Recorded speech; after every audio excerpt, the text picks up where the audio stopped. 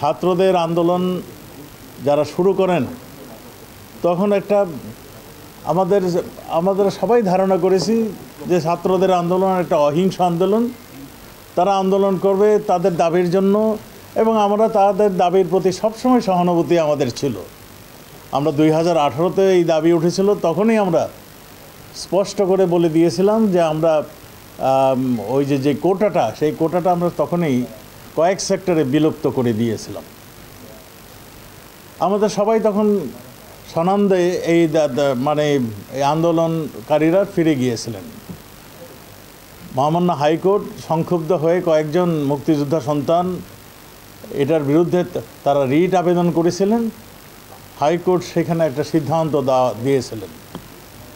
সেটা কিন্তু আমাদের মাননীয় আইনমন্ত্রী এখানে আছেন, আমাদের সরকারের তরফ থেকে আমরা কিন্তু তার বিরুদ্ধে আমরা আপিল করে দিয়েছিলাম। এই আন্দোলনকারীরা যখন আন্দোলন শুরু করার আগেই কিন্তু আমরা এটা করে দিয়েছি। আন্দোলনকারীরা যখন আবার আন্দোলন শুরু করলেন তখন আমরা বললাম যে যেহেতু আমাদের বাংলাদেশের আদালত সম্পূর্ণ স্বাধীন, বিচার ব্যবস্থা সম্পূর্ণ স্বাধীন, কাজেই এটা আইনের মাধ্যমে এটা সমাধান হওয়া উচিত। আমরা আপিল করেছি এবং যারা সংক্ষুব্ধ হয়েছে তারাও অ্যাডেড পার্টি হিসাবে সেখানে হাইকোর্টে যেন তাদের বক্তব্য দেওয়া হয়। তারা সেই জায়গায় না যেয়ে তারা আন্দোলনেই রয়ে গেলেন। তা আমরা আমাদের মহামান্য বিচারপতি এই রায়টাকে একটা সুন্দর রায়, তার ফুল বেঞ্চে আলোচনার মাধ্যমে একটা সুন্দর একটা রায় দিয়েছেন এবং কোটা যারা চেয়েছিলেন কোটা আন্দোলন করে তার চেয়ে বেশি তাদেরকে দিয়ে দিয়েছেন। আমাদের মুক্তিযুদ্ধের কোটা 5% এবং 2 নৃগোষ্ঠী এবং প্রতিবন্ধীদের জন্য 1 করে 2%। একটা সুন্দর সাজেশন সবাই মেনে নিয়েছে, সবাই এদেশের মানুষ সবাই বলেছে একটা সুন্দর সাজেশন আসছে, সুন্দর একটা আসছে। আমরা আন্দোলনকারীরাও সবাই এটা অ্যাকসেপ্ট করলেও আমরা দেখলাম যারা আন্দোলনকারীদেরকে ঢাল হিসাবে নিয়ে আসছিল তারা এটা অ্যাকসেপ্ট করতে পারল না।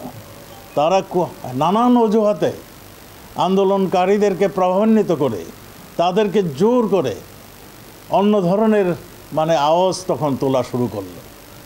আমরা দেখলাম নানান ধরনের দাবির পর দাবি, কোনো কারো অযৌক্তিক কিছু দাবি, শুধু দাবি নয়, আবারও তারা সমাবেশ হিংসাত্মক কার্যকলাপে ছাত্ররা বাদ দিয়ে ছাত্রদের নামে তখন সেকেন্ড লাইনে যারা ছিল তারা কিন্তু বাংলা ভাই যেভাবে মানুষকে হত্যা করে 2 পা উপরে তুলে দিয়ে লটকে রেখেছিল এবং তার মৃত্যু না হওয়া পর্যন্ত এবং তাদের আত্মীয় স্বজনরা এনে তার যে এই অবস্থাটা দেখিয়েছিল, ঠিক সেই রকমভাবে ঠিক সেই কায়দায় আমরা দেখলাম আমাদের 2 পুলিশ সদস্য এবং 1 রাজনৈতিক ব্যক্তিত্বকে তারা এইভাবে প্রকাশ্যে ঝুলিয়ে তারা এই দৃশ্যটির অবতারণা করেছিলেন। আপনারা সবাই দেখেছেন।